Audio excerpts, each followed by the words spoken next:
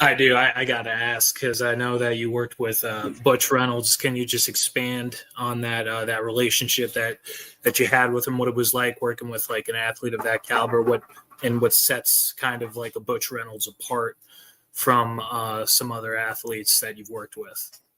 Butch was he was hardcore, man. I mean, he wanted it. He was going after it. And they went to Hoban, and when he came out of Hoban, there wasn't a lot of people asking for him. He went to a junior college, and the rest is history. Um, but just being around him and listening to him talk and listening to him go every time I go to the state track and field meet for the last 20 plus years, I go to dinner with Butch Reynolds and whoever I have at the state meet. And we sit down and man, you talk about something. There's a kid maybe about 9 years ago. His sister was running in one of our 4x1 relays or 4x2, and he knew about Butch Reynolds, which was amazing. He's like 9, 10 years old. And I didn't tell him, and I told his mom not to tell him when we go to dinner, Butch was going to be there. Man, this kid was happy as all get out. And whenever Butch comes, he brings his gold medal, he brings his silver medal, and he brings his IAAF giant ring because he's in the Hall of Fame. This ring is bigger than your hand. And this kid, he said, "Can I take a picture with him?" I'm like, "He don't care, man. Go on up there." He walked up and he said, "Mr. Reynolds, may I please take a photograph with you?" He took all these pictures, man. This dude made it his background. He made it his home screen. He was showing it off at school. And Butch never, ever, ever told me no.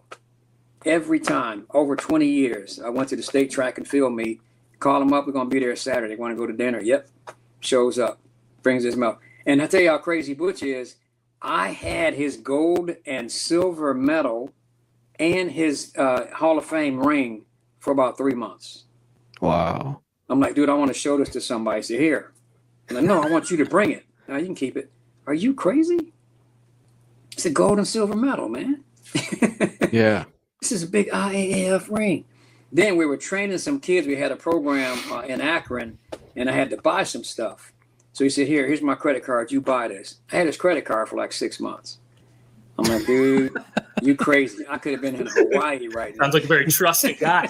Yeah. Very honorable.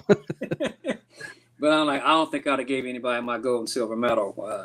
But I mean, that's the kind of guy he is. And like I say, he's never, ever, ever told me no when I go down there. And kid love it. They absolutely love it. Someone sent me a picture from like 2017 or 18 a few months ago. Hey, every time it's springtime, I always think about track and field and being at that state meet with Butch Reynolds. Then I had a kid that was second in the 400, maybe 2018, 17. And that was a day that Butch was presenting the medals to the 400 runners at the state track and field meet. We went to dinner with Butch the night before, and he was talking 400 stuff with this kid. Then he ends up second, and Butch hangs a medal around his neck. How cool is that? Yeah. Yeah, that's crazy. I know he had a 30 for 30 documentary just came out as well, Yes. and he's false positive. I'm curious, what was your thoughts on that? That was insane. I remember he was going through that, and I mean, you talk about loss of income, beating you up like that. Other athletes kind of like, well, whatever, dude, and then it turns out it was false, which I think they've done 18 million safeguards on that kind of stuff now. But that was just bizarre. That was too bizarre. And for him to be as resilient as he is, I talked to him about not quite a month ago, and he's still upbeat, man. He's still positive. He's still talking track and field, still training some kids in Columbus. We talk about that stuff a lot, and he's doing something in Northeast Ohio that I don't think I'm supposed to talk about yet, so I won't. But he's just still after it, man. It's just amazing that all of the crap he went through with track and field, particularly. I mean, he's still battling for it, man. We don't like what APS is doing with track and field. We need more participation, stuff like that. So he's still battling, still doing it. I tried to get him earlier today, but I couldn't catch him. Yeah.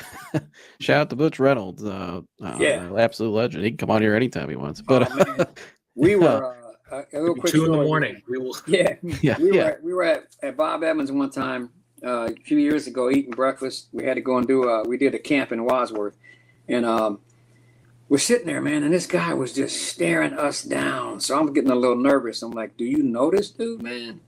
This dude is like, he's watching us eat. So he said, nope. We got finished eating, and the guy walked up. He's probably in his 30s. He said, excuse me, are you Butch Reynolds?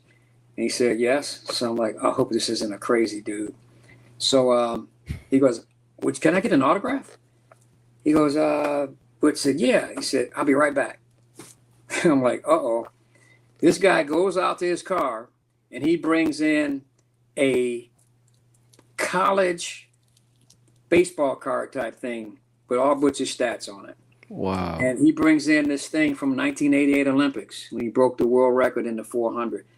So I'm like, dude, how long have you been carrying this around waiting for this moment? He said, a long time. It was so crazy. Now, this is some 20-some years later. Yeah. This guy still got this, and Butch signed it for him and took a picture, man. It was real cool, man. Wow, that's incredible.